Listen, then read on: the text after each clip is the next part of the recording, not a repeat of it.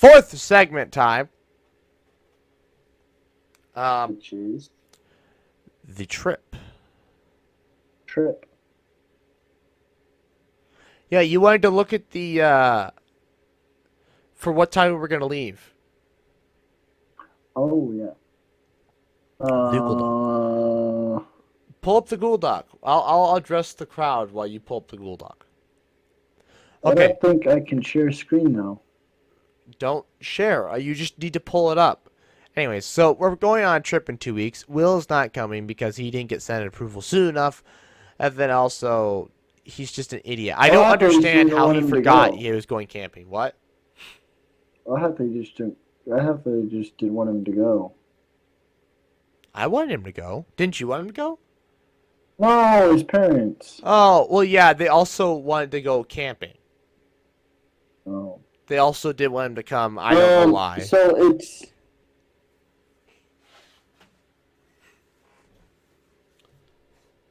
10 hours plus one time zone, so 11 hours, yeah. So, oh, that's what it was. We need to look at the Chimney Rock hours.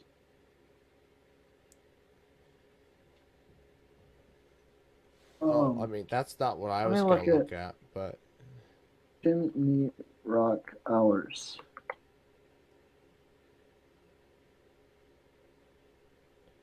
Holy crap. Oh, they're only open till 4:30. So, I think we'll have to skip out on the Chimney Rock and we'll do it the next day. They're only open till 4:30. Which means that if we wanted to do this, we'd have to leave at, like 4:30. That's 12 hours. That's a problem. You want to leave at 4:30 a.m.? No. Yeah. So we're not going to make it the Chimney Rock? No, we can still go to Chimney Rock. It's just that we won't be able to do it. I was thinking maybe we could do it the same night. I planned it out so we can do it the next day. But I planned it out, like if possible, it'd be nice to do it this day too. No, let's just do it. We'll still go to see Chimney Rock. It'll just be the next day. But yeah, I guess it all comes down to what time do you want to get there. If it's 11 hours, I'd say we add another hour, between stops. I'd say at least 1 hour.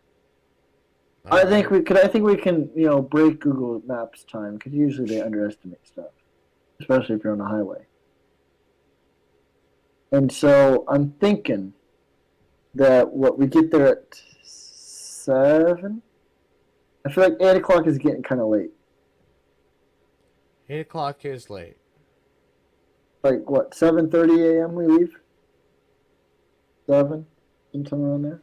So here's the thing. Okay, here's the thing though. Right? I was gonna pick you up.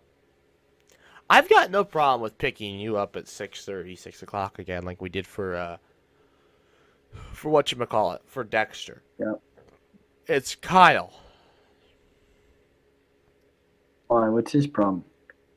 He's almost as bad as you are getting out of bed, if not worse. Yeah. Oh, yeah. He needs to go to bed early. He won't. I know. I mean, he could take a nap in the back seat. Is he paying for anything except for his food? Oh, he's paying for gas. Okay. He better be. The dude has more money than I do. Okay, he literally has like 6-7 grand sitting in the bank. My God, I don't even have that much money sitting in the bank. He has 6-7 grand sitting in the bank. He makes it seem like he's poor because he doesn't want to spend anything. How much does he need for the next 2 semesters? The dude literally showed you his wallet. Yeah. $110 in cash money. Just. How much does he need for the next 2 semesters? He'll make that this summer. It doesn't matter. Oh. 4 grand? But he's working a summer job that pays him like 8 grand. He's good on money. he can pay. He can. I don't care what because the more he can help pay for gas and stuff, the less we have to pay. Less you have to pay. He's not even moving out. Okay, Yeah. he's not moving out. Not for another 2 years. Not for another year. No. Yeah, not like I have to move, you have to move. Yeah. So. Although me moving is not that big of a deal. You have to move across the country, so good luck with that. Across the world. So okay, so do you want me to pick you up first and then Kyle? What's the best way? Is it what's the best way to pick up Kyle first or you first? I mean, Probably Kyle then you, because if we could just hop around the interstate from your house. we can. Yeah, we can. Kyle, we have to navigate through the streets to get there. Are you kidding me? It's easy to get to the interstate from my house. Yeah, your house is. Oh wait, from your apartment or your house? Both. Oh yeah, I suppose it is, but Both. You took the long way to get on the interstate and went to the Sock Museum. That was your fault. we're never doing that You again. literally took back roads to get onto the interstate. I was like, what are you doing? And that Google was told because me it you was were like, I know what faster. we're doing. I know where we're going. And, oh my God. Google told me it was faster. Truth be told, though, I've noticed recently Google is they're behind. I don't know. There's something wrong with Google recently. Anytime I ask them to take me somewhere, they get me there, but like I, it is stressful. It's not like I don't know. They're just like, turn here. I'm like, Google, I can't turn here. I have to cross 12 lanes of traffic. What are you talking about? Oh, my Google tells me what lane to move into. Like, Google. I have Apple Google, though. It says, Well, oh, no, so be here's the sure thing. to be in your second right-hand lane, or So be in here's the the thing. I had to be. rightmost lane. I had to be in downtown, right? Yeah. Okay. And I had to cross.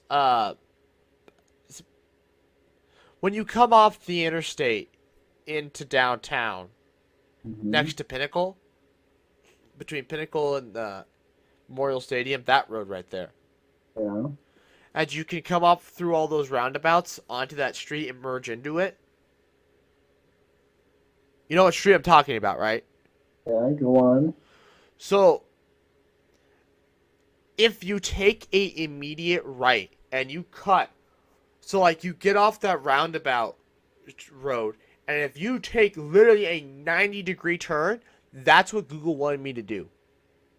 Mm. Like you immediately pull off that road and you drive across 8 lanes of traffic.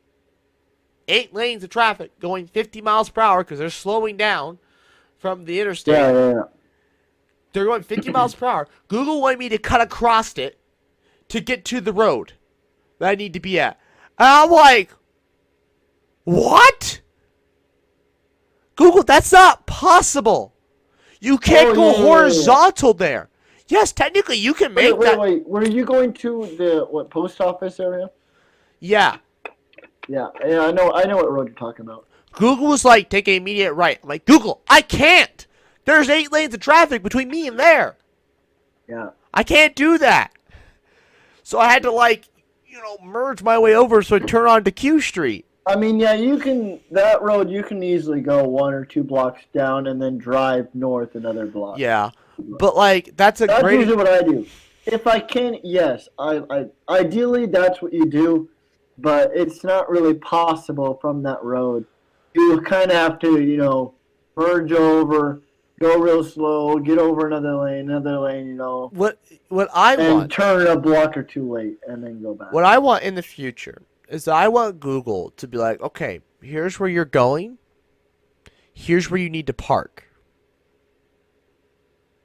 It doesn't know parking. But I wish it did. Yeah.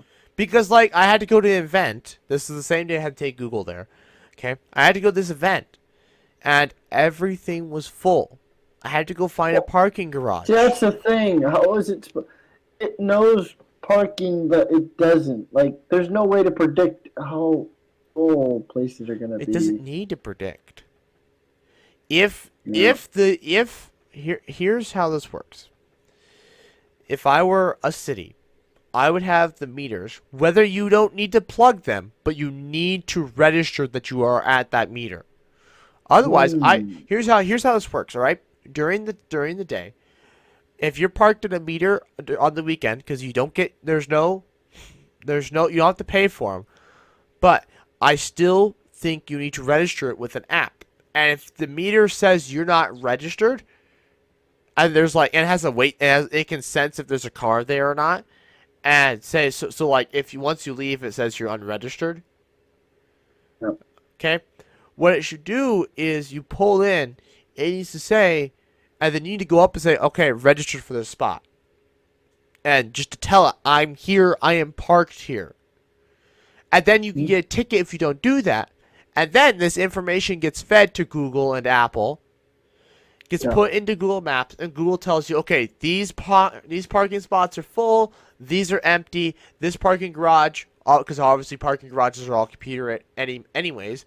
But see, in the ideal world though, with self-driving cars, you wouldn't need that because self-driving cars would have GPS, and so self-driving car will just pull me up in front of the club. Located with the GPS, hey, problem solved, because now the GPS can be like, oh, I know exactly where the closest stall is to your destination. Well, yeah, I mean, self-driving cars, I hop in my car, I tell it, take me to the club. It drops me off from the club. It drives home. It parks itself, valet parking. It either drives home or goes and Ubers around for the night. I don't think you want it driving around racing gas or electricity. Yeah, I guess it is, you know. No, I said it can either Uber around or go back home. Oh, that'd be... or go to Walmart and pick up my groceries. You're onto something. They've been talking... a self-driving car that Ubers people while you're out getting dinner. This isn't a new idea. You're making money as you're having dinner. That's what a lot of people are saying. People aren't going to own cars in the future. Oh and the people that do are going to be filthy rich. That's going to be their job. Their job is to let their car just go out and make money. Uber your car around. Oh my God. Tesla's already working on that. You can already in the future you will, in like a few years, you can let your Tesla go. I looked it up. We're at stage 2 or 3. Teslas are there's 5 levels of autonomy. Teslas are 4. No cars are 4. I mean, they claim they are. No, I looked it up. As of 2021, no car is higher than a 3. There's one that's speculative. Of a 3. What's the difference? No car is a 4 or a 5. What's the difference between a 3 and a 4? Pull it up. 5 levels of. Because I'm pretty sure the Tesla Beta that you can drive in like one city in the entire country is a 4. No, nothing is. I looked it up. Like 2 weeks ago because I had this conversation with a friend. But how new is that data? Because Tesla's constantly updating their software. Yeah, but it's not like it happened in a week. So.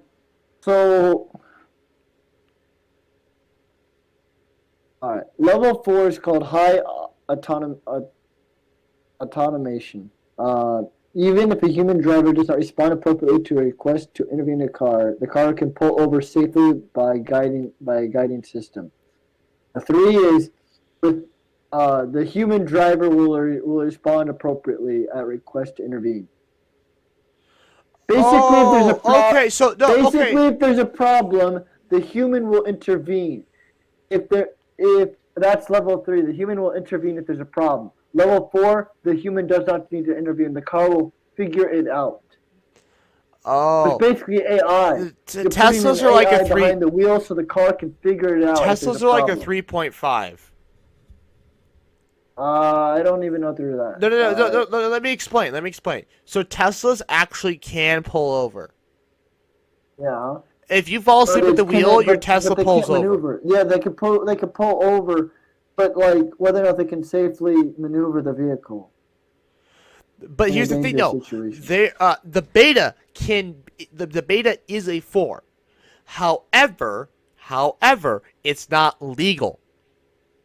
Uh, 4 isn't.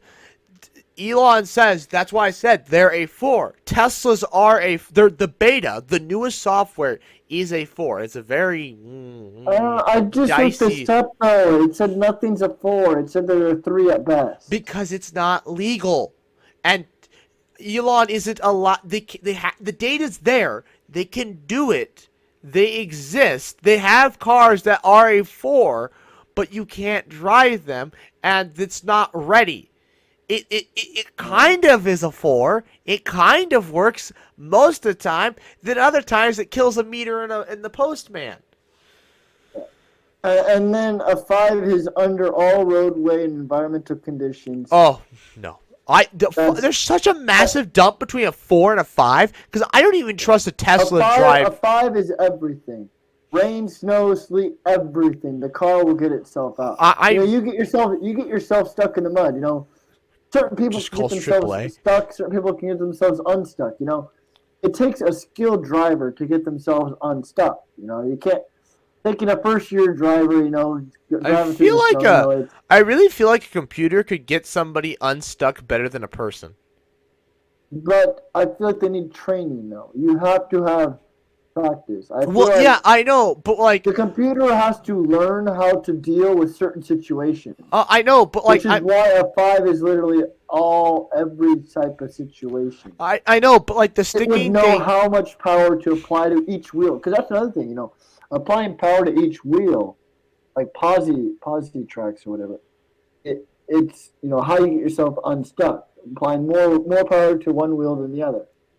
If the computer could know it precisely how much apply to each one of its 4 wheels, it could easily get itself unstuck. That's what I'm saying. It has can. to learn. Well, I know, but like it's easy for a computer. The computer will know exactly what the coefficient of friction is. Yes. It will know exactly. Hypothetically, yes. And it could theoretically also change the suspension and also change how much power which wheel's getting, and maybe it can even tell another wheel to turn the opposite direction of the other wheel.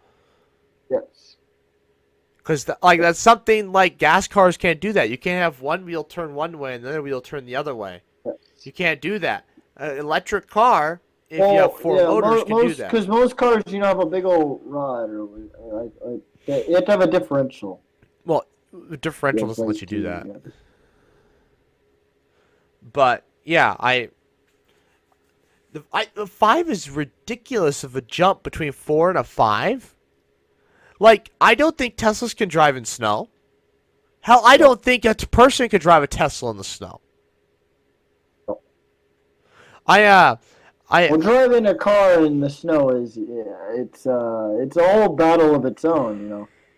I hate doing it. Teslas aren't even all-wheel drive, are they? Yeah, they are.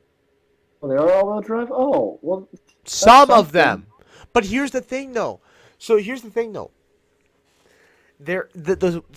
I was watching a car review of a Tesla, and they're like, it's weird. You're driving this small car, but when you take a turn, you have the weight of a big car.